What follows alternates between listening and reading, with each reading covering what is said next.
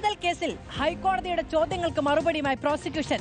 കോടതിയുടെ അനുമതിയില്ലാതെ അനധികൃതമായിട്ടാണ് ഒന്നാം പ്രതിയിൽ നിന്ന് ആന്റണി രാജു തൊണ്ടിമുതൽ കൈപ്പറ്റിയത്. ആന്റണി രാജുവിന്റെ കൈവശം ഇരുന്നപ്പോഴാണ് തൊണ്ടിമുതലിൽ കൃത്രിമം നടത്തിയത് എന്നും അക്കാലയളവിൽ എന്തൊക്കെ ചെയ്തുവെന്ന് പ്രതിക്ക് മാത്രം അറിവുള്ള കാര്യമാണ് എന്നും പ്രോസിക്യൂഷൻ പറഞ്ഞു. തെരഞ്ഞെടുപ്പിലെ മത്സരം ആന്റണി രാജുവിന്റെ രാഷ്ട്രീയ ആവശ്യമാണെന്നും പ്രോസിക്യൂഷൻ വ്യക്തമാക്കി.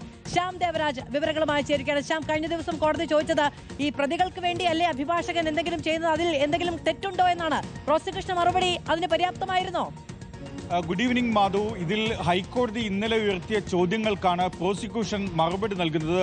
ഈ പ്രോസിക്യൂഷൻ ഇത്തരം ചോദ്യങ്ങൾക്ക് വിശദമായ മറുപടി സത്യവാങ്മൂലം ഹൈക്കോടതിയിൽ ഫയൽ ചെയ്തിട്ടുണ്ട്. ആന്റണി രാജു ശിക്ഷാവിധി മരവിപ്പിക്കണം, തനിക്ക് തെരഞ്ഞെടുപ്പിൽ മത്സരിക്കാനുണ്ട് എന്നതാണ് ആന്റണി രാജുവിന്റെ അപ്പീലിലെ ആവശ്യം. ഇതിലാണ് ഹൈക്കോടതിയിൽ പ്രോസിക്യൂഷൻ മറുപടി നൽകുന്നത്. ആന്റണി രാജുവിനെതിരായ മറുപടി ഇങ്ങനെയാണ്: കോടതിയുടെ അനുമതിയില്ലാതെയാണ് ഒന്നാം പ്രതിയിൽ നിന്ന് അഭിഭാഷകനായ ആന്റണി രാജു തൊണ്ടിമുതൽ കൈപ്പറ്റിയത്.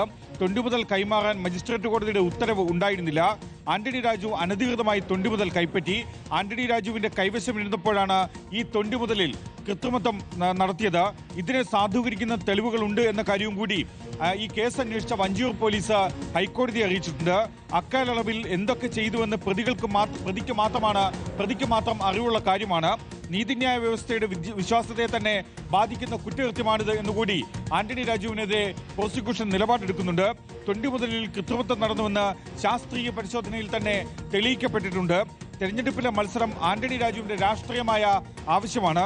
അപൂർവമായ സാഹചര്യങ്ങളിൽ മാത്രമേ ശിക്ഷാവിധി മരവിപ്പിക്കാനാവൂ എന്ന കാര്യവും കൂടി പ്രോസിക്യൂഷൻ ഹൈക്കോടതിയെ അറിയിച്ചു.